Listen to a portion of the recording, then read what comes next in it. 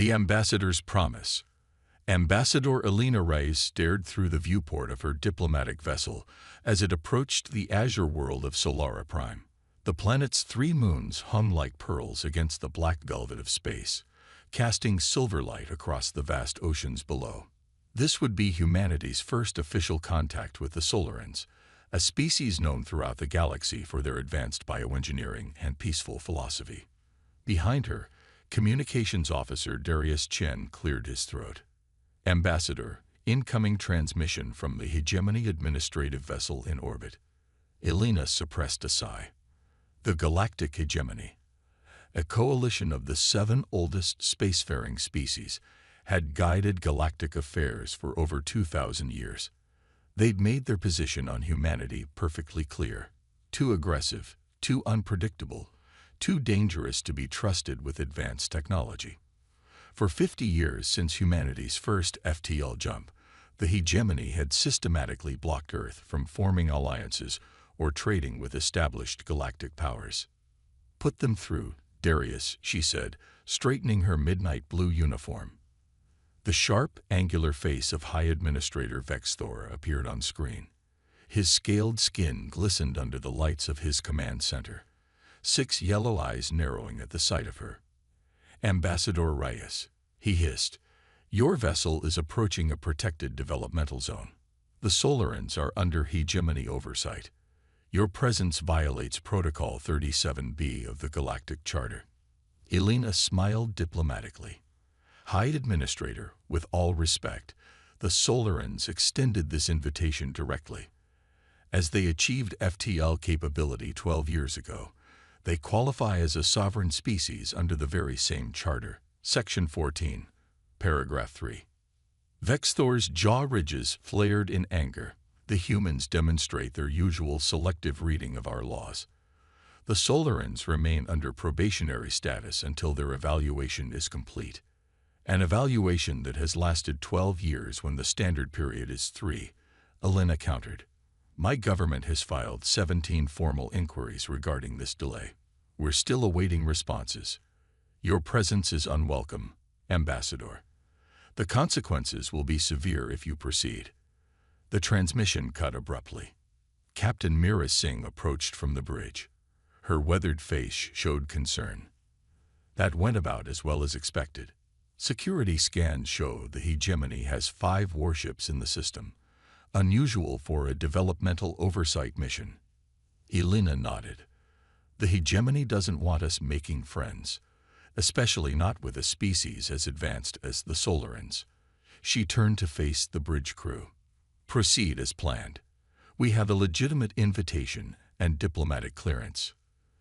The ship descended through Solara Prime's atmosphere, landing at the designated coordinates in the coastal capital city of Luminara. The spired architecture glittered with bioluminescent light, buildings seemingly grown rather than constructed, curving organically toward the sky. A delegation awaited them on the landing pad. Tall, slender beings with opalescent skin that shimmered with color as they moved. Their large, faceted eyes reflected the world around them like living prisms. Elena stepped forward and raised her hands, palms forward, in the traditional Solaran greeting. "People of Solara, I bring friendship from Earth. We are honored by your invitation." The tallest Solaran, his ceremonial robes marking him as Prince Cyril, mirrored her gesture. "The honor is ours, Ambassador Reyes. For too long, the Hegemony has kept us isolated from potential allies. We have much to discuss." The diplomatic party was escorted through the luminous city. Solaran citizens watched with undisguised curiosity. Humans were likely the first non-Hegemony species they'd ever seen in person. Elena noticed security forces stationed discreetly throughout their route. The Solarans were taking no chances with their guests' safety. Prince Cyril led them to a massive chamber whose ceiling opened to the sky. "The Hall of Transparency," he explained. "Our most sacred place for truth-speaking." Once sealed inside, Cyril's demeanor changed dramatically. "Ambassador, we have little time. What I share now must not leave this chamber." Elena nodded, instantly alert. "You have my word." The hegemony has scheduled what they call a cultural integration ceremony in 3 days. All Solaran leadership will attend. Zarel's colors darkened with emotion. Our intelligence suggests it is actually a planned purge. Elena felt ice in her veins. A purge? You're certain? A female Solaran stepped forward, introducing herself as Chief Intelligence Analyst Mila. We intercepted communications between hegemony vessels.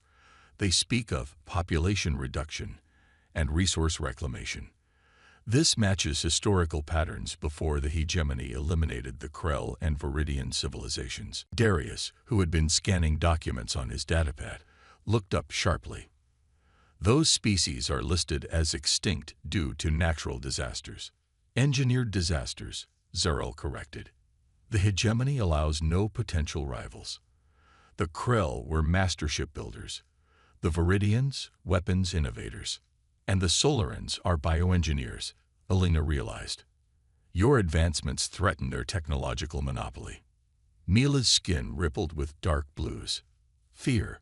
We discovered how to integrate biological and technological systems at a cellular level.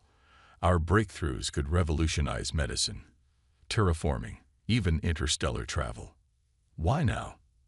Elena asked. You've had these capabilities for years. Because of you, Zarel said simply. Humanity. The hegemony fears a human-Solaran alliance more than anything. Your adaptability and our biotechnology together would challenge their dominance. Elena paced the chamber, mind racing. We need evidence, something concrete we can present to the Galactic Assembly. Evidence won't matter, Mila said bitterly. The Assembly is controlled by hegemony interests. Then we evacuate your leadership before the ceremony, Elena suggested. Zarel shook his head. They monitor all orbital traffic. Any unusual movement would trigger immediate action. Elena's communicator chimed. It was Captain Singh. Ambassador, urgent news. Our orbital sensors detected stealth vessels entering the system.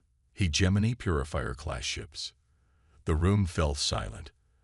Everyone present knew what Purifier-class ships were designed for. Planetary bombardment. They're moving up the timeline, Elena whispered. How long? Hours, not days, Singh replied. Elena turned to Zarel. You need to order a planetary evacuation immediately. Impossible, Zarel said, his colors fading to ashen gray. We have billions of citizens and only enough ships for perhaps 1 million people. Elena made a split-second decision. Captain Singh, transmit Emergency Protocol Omega to Earth Command. Authorization raise Alpha 79. Ambassador, that will reveal. I know what it will reveal. Elena cut her off. Do it now. She turned to the stunned Solarans. Gather your leadership and as many civilians as you can reach. You have 2 hours. 2 hours for what? Zarel asked. To save your species, Elena answered grimly. Events moved with brutal efficiency after that. While the Solarans mobilized evacuation efforts, Elena's team coordinated with Earth Command. Protocol Omega was humanity's deepest secret, the revelation that Earth had built its own fleet of advanced warships in direct violation of hegemony restrictions. For 50 years, human ships had officially been limited to minimal defensive capabilities while secretly, deep in asteroid bases and hidden lunar facilities, humanity had prepared for exactly this scenario. By the time the first hegemony plasma bombardment began to fall on Luminara, the Solaran evacuation was underway.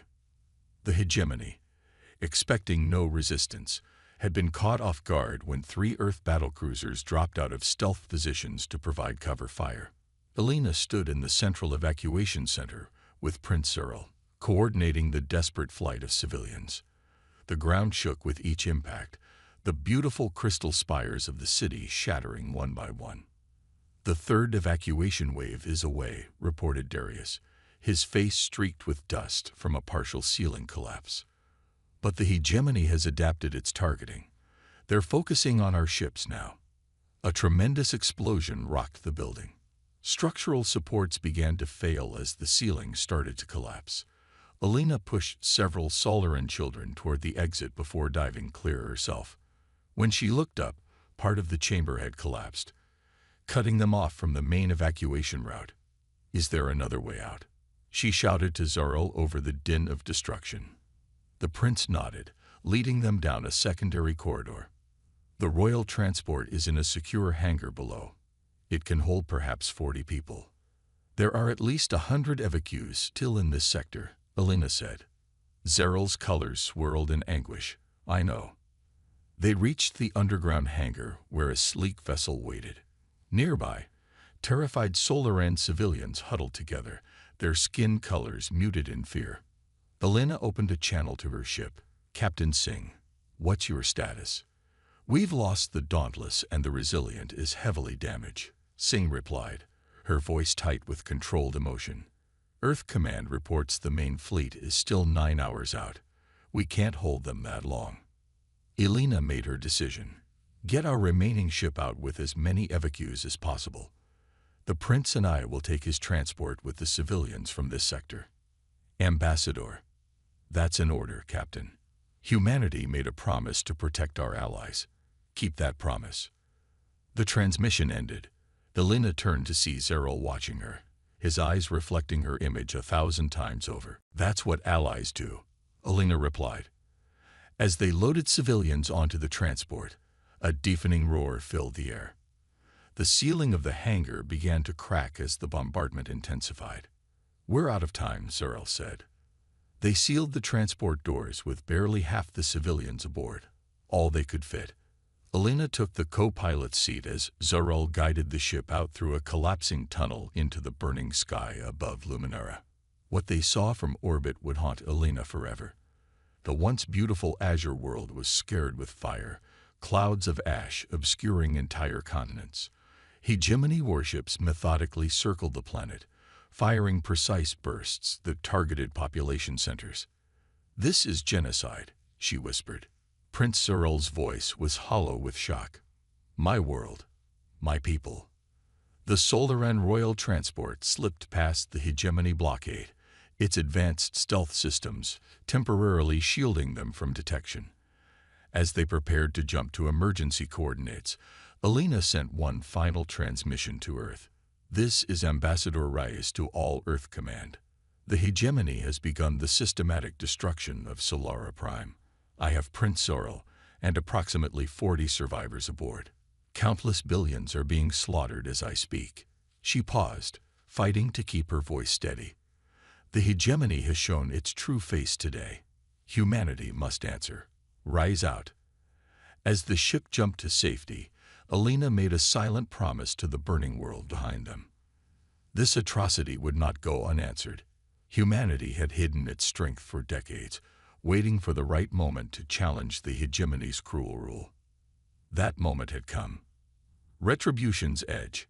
Admiral Haruto Kato stood before the holographic display in Earth Fleet Command, his weathered face illuminated by the blue glow of tactical projections. Around him, the highest-ranking military officials of Earth's United Defense Force watched in grim silence as the footage from Solara Prime played for the 5th time. The systematic destruction of an entire civilization.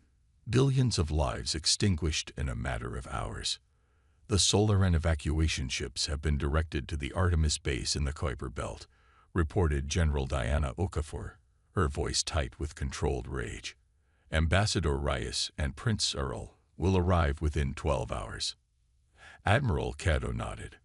"And the Hegemony?" "Still at Solara Prime, harvesting resources from the ruins," Diana replied. "Our stealth probes indicate they're already setting up mining operations. They're not even waiting for the fires to cool." President Amaran Mostu, attending via secure hologram from Earth, spoke next. "Admiral Kato, the Security Council has voted. Authorization for Operation Sunbreaker is granted. Full deployment of the Phoenix fleet is approved." A murmur ran through the assembled officers. For 50 years, humanity had hidden its true military capabilities from the Hegemony. While officially complying with restrictions that limited Earth ships to minimal defensive capabilities, a secret fleet had been constructed in hidden shipyards throughout the solar system. The Phoenix Fleet, named for the mythical bird reborn from ashes, represented humanity's determination to never again be at the mercy of alien powers. It's time to show the hegemony what humanity is truly capable of, Cato said, his voice deceptively soft. Commence Operation Sunbreaker. Throughout the solar system, hidden facilities sprang to life. Massive doors opened in the sides of asteroids. Shipyards concealed beneath the clouds of Jupiter activated launch sequences. Stealth hangars on Mars and Luna disgorged vessels that had never been registered in any official database. The Phoenix Fleet consisted of over 200 warships, from nimble attack cruisers to massive dreadnoughts. Each incorporated reverse-engineered alien technology combined with uniquely human innovations. They had been built for one purpose: to challenge the hegemony's military supremacy. Admiral Cato transferred to the fleet flagship, the UES Prometheus, a vessel 3 times larger than any officially acknowledged human ship. On the bridge, he met with his command staff to finalize the battle plan.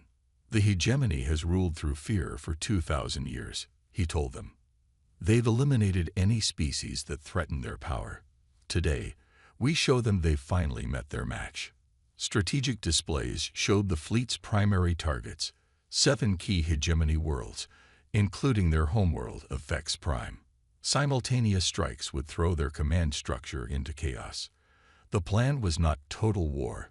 Humanity would not descend to genocide, but rather a surgical dismantling of the hegemony's military capacity. Sir, his executive officer interrupted, Ambassador Reyes is requesting permission to come aboard. Cato raised an eyebrow. Granted. Escort her to the bridge immediately. Elena Reyes arrived minutes later, her diplomatic uniform replaced by a standard fleet jumpsuit. Behind her came Prince Cyril, his opalescent skin now dull with grief, and several other Solaran survivors. Admiral, Elena said, saluting crisply. Prince Cyril has critical intelligence on hegemony defenses. Cyril stepped forward. My people have been studying the hegemony for generations, preparing for a day we hoped would never come. We have detailed schematics of their defense systems, access codes to their communication networks, and the locations of their fleet staging areas. Your Highness, Cato said with genuine respect, this information could save countless lives, both human and Solaran. The Solarans and humans stand together now, Cyril replied. My only request is that I be allowed to join this fight. I have extensive training in biological warfare countermeasures, knowledge that may be useful when the hegemony deploys their more exotic weapons. Cato considered the request. Granted, you will work directly with our tactical division. As the meeting continued, Cyril provided the command staff with access to Solaran intelligence. What they discovered was sobering. The hegemony had been systematically eliminating threatening species for millennia, rewriting galactic history to erase their victims. Humanity was but the latest target in a long line of civilizations deemed too dangerous to exist. 12 hours later, the Phoenix Fleet departed the solar system through a series of controlled wormholes, another technology the hegemony believed humans didn't possess. They emerged simultaneously at 7 different hegemony systems. At the hegemony military hub of Crax IV, Admiral Cato led the largest battle group personally. The Prometheus dropped out of the wormhole directly above the planet's main defense station. Before the hegemony could react, precision strikes disabled their orbital weapons platforms. This is Admiral Haruto Cato of the United Earth Fleet. He broadcast on all frequencies. The hegemony's unprovoked genocide of the Solaran people will not stand. Surrender your military installations and prepare for new leadership. The response was immediate and predictable, a barrage of plasma fire from the planet's surface batteries. The human fleet had anticipated this, their ships equipped with advanced deflection shields based on principles even the hegemony hadn't mastered. They always assumed superior firepower equals victory, Cato remarked to Elena, who stood beside him on the bridge. It's why they've never truly understood humans. The battle for Crax IV lasted less than 3 hours. Precision strikes neutralized military targets while avoiding civilian areas. Dropships deployed ground forces to secure strategic locations. By the time the planetary governor surrendered, the hegemony forces had suffered overwhelming losses, while civilian casualties remained minimal. Similar scenes played out across 6 other systems. The Phoenix fleet operated with surgical precision, dismantling the hegemony's military infrastructure without resorting to the planetary bombardment tactics that had destroyed Solara Prime. On the Prometheus, Alina worked tirelessly alongside Prince Cyril, coordinating with other surviving Solarans who had been hidden throughout the galaxy by their intelligence network. They activated sleeper cells and resistance groups on dozens of planets, focusing on worlds where the hegemony had subjugated local populations. 3 days into the operation, the first major counterattack came. A hegemony battle fleet twice the size of Admiral Cato's forces emerged from hyperspace near HFY. They've redirected their central armada, reported Tactical Officer Lieutenant Commander Ray Okonkwo. 17 capital ships, over 200 support vessels. Cato studied the tactical display calmly. Right on schedule. Move the fleet into Sunbreaker Formation Beta. Prepare for Phase 2. The human fleet appeared to retreat, drawing the hegemony forces into pursuit. As they passed the 4th moon of HFY, the trap was sprung. Hidden antimatter mines detonated throughout the enemy formation, disrupting their shields. Simultaneously, cloaked human destroyers decloaked and opened fire from point-blank range. On the bridge of the hegemony flagship Eternal Dominion, High Commander Vexthor watched in horror as his ships were systematically disabled. The humans were not using standard weapons, but precisely calibrated energy pulses that overloaded systems without destroying the vessels completely. Impossible, he hissed as reports of failures cascaded across his command console. These primitives can't have such technology. A communication request flashed on his screen.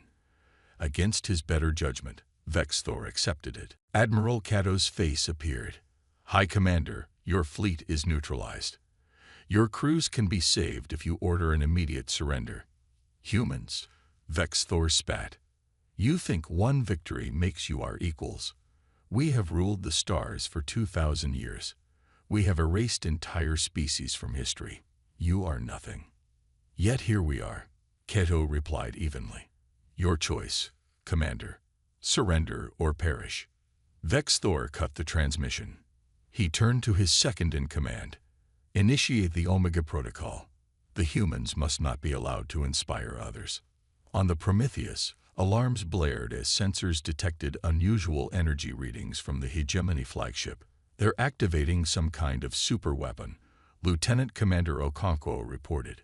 Energy signature unlike anything in our database. Prince Cyril rushed to the tactical station, his colors flashing with alarm. It's the World Breaker. The same weapon they used on my homeworld. Can we stop it? Cato demanded. Theoretically, Cyril replied. The weapon creates a cascading reaction in a planet's core, but it requires massive energy buildup. If we can disrupt that buildup, Elena stepped forward. The solar and biointegration technology. Could we use it to create a counterfrequency? Cyril's colors shifted to hopeful blue. Yes, with your quantum processors and our biological harmonizers, we might generate an inverse wave pattern. Cato gave the order immediately. Make it happen. All ships, focus fire on the Eternal Dominion's main reactor housing. Buy them time. The next 30 minutes were a desperate race. While the human fleet engaged the hegemony forces, Elena, Cyril, and a combined team of human engineers and Solaran scientists worked to integrate their technologies. They created a makeshift device, part biological, part technological, that could generate the counter-frequency needed. It's ready, Elena reported, but we need to get it within half a kilometer of their main emitter. Cato nodded grimly. I'll take a strike team myself. No, Elena countered. The fleet needs you. I'll go with Cyril. Before Cato could object, she continued, I was there when they destroyed his world. We both deserve to be there when we stop them from destroying anything else. Reluctantly, the Admiral agreed. Elena and Zeril led a small team aboard a stealth insertion craft, exploiting the chaos of battle to approach the Hegemony flagship.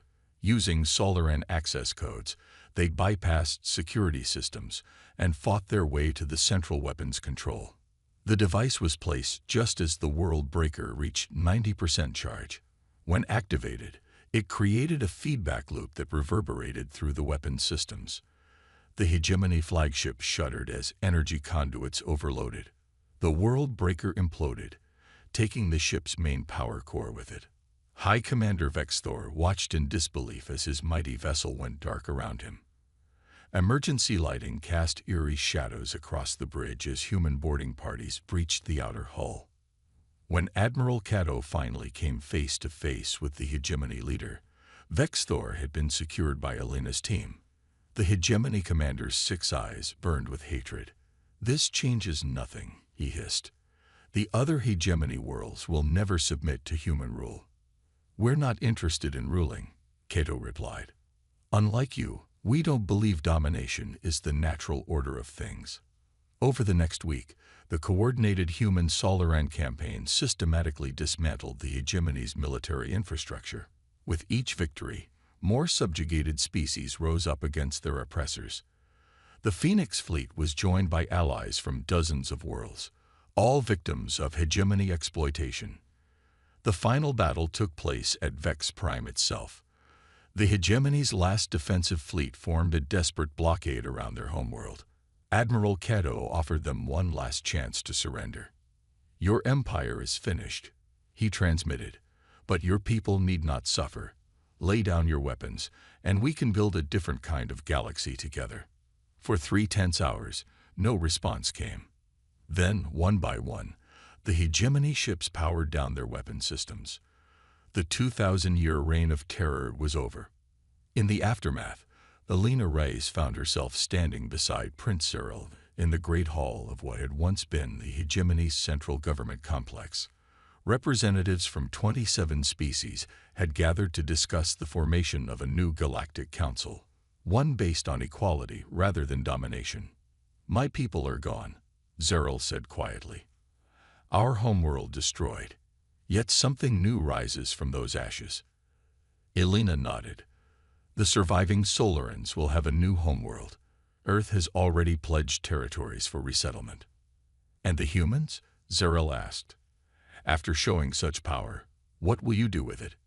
Elena smiled. "What humans have always done with power: argue endlessly about how to use it responsibly." The prince's colors shifted to amused violet. "Perhaps that is why the Hegemony feared you so much. Not your strength, but your restraint." As the representatives began to take their seats for the first session of the new council, Elena reflected on the journey that had brought them here. Humanity had hidden in the shadows, building their strength while appearing weak. The Solarans had studied their oppressors while seeming to comply. Both had waited for the right moment to act. The Hegemony had ruled through fear for 2 millennia. They had never understood that true strength comes not from domination, but from cooperation. They had believed themselves invincible, never realizing that their greatest weakness was their belief in their own superiority. Now a new chapter in galactic history was beginning, one written not by conquerors, but by allies who had learned that standing together was the greatest power of all.